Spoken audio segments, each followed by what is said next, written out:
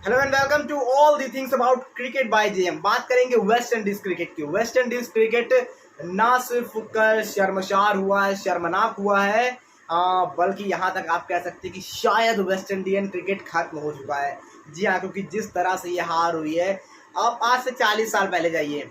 1975 का वो साल था, पहला वर्ल्ड कप था। वेस्ट इंडीज वहाँ पर चैंपियन बनता है। क्लाइव लॉयड जगह जगह से प्लेयर्स को इकट्ठा करके टीम बनाते हैं, उससे चैंपियन बनाते हैं।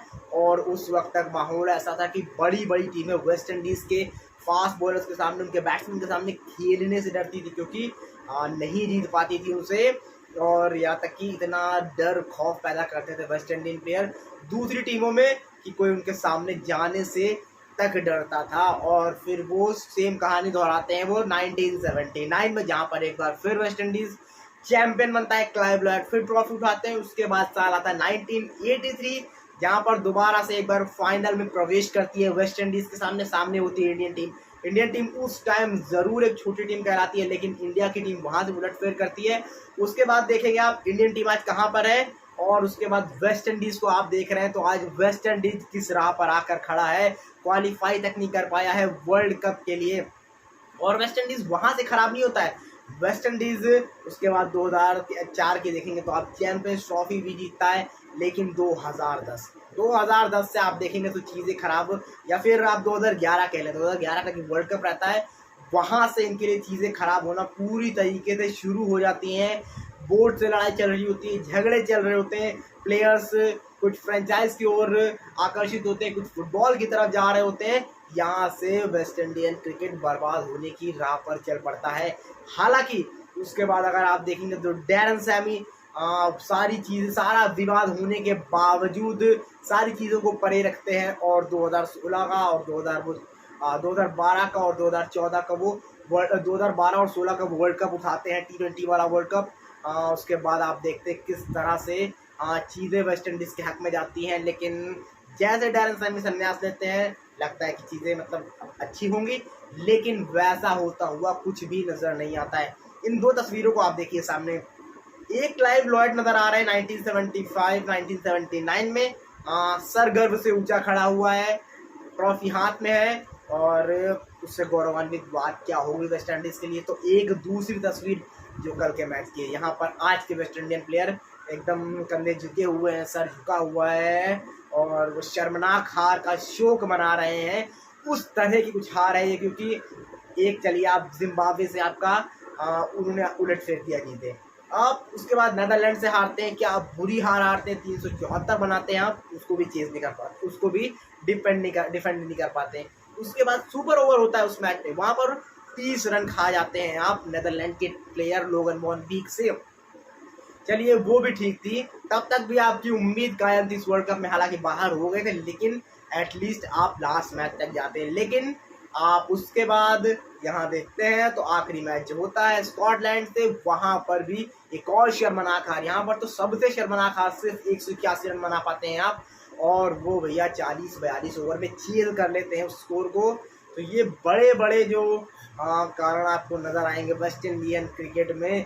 किस तरह से आप देख रहे हैं वेस्ट इंडीज क्रिकेट बर्बाद हो चुका है। वेस्ट इंडीज क्रिकेट बर्बाद होने की कहानी क्या थी पूरी, तो कहानी ये वही शुरू हो जाती है 2011 वर्ल्ड कप के बाद से, जब बोर्ड इनको पैसे नहीं दे रहा होता है, और फिर उसके बाद प्लेयर भी अलग अलग तरीके से रुक करना शुरुआत करते हैं। और अगर मोटे मोटे 3 फैक्टरों में बताऊं तो बड़े कारण है वेस्ट इंडीज क्रिकेट के बर्बाद होने के। एक तो गेम सेंस की कमी होना, वेस्ट इंडीज क्रिकेट में गेम सेंस बिल्कुल भी आपको नज़र नहीं आएगा, क्योंकि लगातार हम देखते हैं सारे के सारे प्लेयर जो हैं वो बहुत ज़्यादा चौके छक्के लगाना पसंद करते हैं। लेकिन यहाँ सिर्फ और सिर्फ बात चौके छक्कों की नहीं है, क्योंकि अगर हम T20 क्रिकेट देखें तो वहाँ पर भी ये फेल हो रहे हैं। और वहाँ पर ऐसा नहीं कि हर बॉल मारने जाते हैं, रोकने पर भी फेल हो रहे हैं।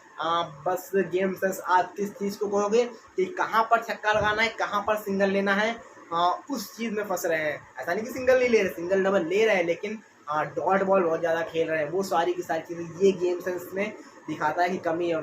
और दूसरी बड़ी चीज़ जो है वो है कि इनके जो प्लेयर हैं आपस में यूनाइट नहीं है, एकजुट नहीं है। तब तक आप कैसे एज अ टीम खेल सकते हो जब तक आप एकजुट ही नहीं होगे। तो वो एक बहुत बड़ा कारण है वेस्ट इंडीज क्रिकेट के डाउनफॉल का। और खुद शाई होप ने कहा है, ये बात उन्होंने मानी है स्कॉटलैंड के खिलाफ, कि हमारी जो टीम है वो एकजुट होकर नहीं खेली है, हमने लगातार गलतियां की, हम पहले से प्रिपेयर नहीं थे, और अगर हम पहले से प्रिपेयर नहीं होंगे तो हम कैसे उम्मीद कर सकते हैं कि आते ही मैच में हमारी टीम अच्छी हो जाएगी। और हमने लगातार फील्डिंग में वो गलतियां, सब कुछ, वो सारी की सारी चीज़ें शाई होप ने गिनाई मैच हारने के बाद कल। उसके बाद जब आप आगे बढ़ेंगे तो वहाँ पर बहुत बड़ा कारण सामने नजर आएगा, फ्रेंचाइज क्रिकेट। फ्रेंचाइज क्रिकेट की तरफ बहुत ज़्यादा आकर्षण, क्योंकि यहाँ पर आप देखेंगे फ्रेंचाइज क्रिकेट में पैसा ज़्यादा मिलता है, वेस्ट इंडीज़ क्रिकेट में पैसा वैसे भी कम था, बोर्ड से पंगे चल रहे थे इनके। और उसके बाद वेस्ट इंडीज़ क्रिकेट में हमने देखा किस तरह से लड़ाइयाँ होती हैं इनकी बोर्ड से, तो उसका बहुत बड़ा कारण रहा कि ये फ्रेंचाइज क्रिकेट की ओर आकर्षित होते हैं, वहाँ पर जी जान से खेलते हैं, वहाँ पर चौके छक्के लगाते हैं, वहाँ पर विकेट लेते हैं गेंदबाज। लेकिन जब आपस में खेलते हैं, आपकी टीम वेस्ट इंडीज़ के लिए खेलते हैं, तो वो यूनाइटेडनेस, वो चीज़ नज़र नहीं आती है, वो एकजुटता नज़र नहीं आती है। और वही बहुत बड़ा कारण है कि वेस्ट इंडीज़ क्रिकेट आज इस हाल में खड़ा है, किस तरह से वेस्ट इंडीज़ क्रिकेट आज बर्बादी की राह पर खड़ा है। और बहुत ज़्यादा दूर नहीं कि शायद आप क्या पता इनका नाम भी भूलने लगो, क्या आप वापस खड़ा हो पाएगा, ये देखना दिलचस्प होगा, क्या कुछ ऐसा हो सकता है। लेकिन अभी फ़िलहाल बहुत मुश्किल नज़र आ रहा है। ये 2023 का वर्ल्ड कप नहीं खेलने वाले हैं, वहाँ से बाहर हो चुके हैं, 2022 का T20 वर्ल्ड कप भी नहीं खेल पाए थे। तो ये फ़िलहाल बड़ी न्यूज़ थी वेस्ट इंडीज़ क्रिकेट के लिए। ये बड़े बड़े कारण थे जिन्होंने वेस्ट इंडीज़ क्रिकेट को डुबाया है आज के टाइम पे, या फिर पिछले 10 सालों में किस तरह से पटकथा लिखी गई है वेस्ट इंडीज़ के क्रिकेट के डाउनफॉल की। तो ये सारी की सारी चीज़ें थी। बताना ना भूले कैसी लगी आपको ये वेस्ट इंडीज़ क्रिकेट की कहानी 1975 से 2023 तक।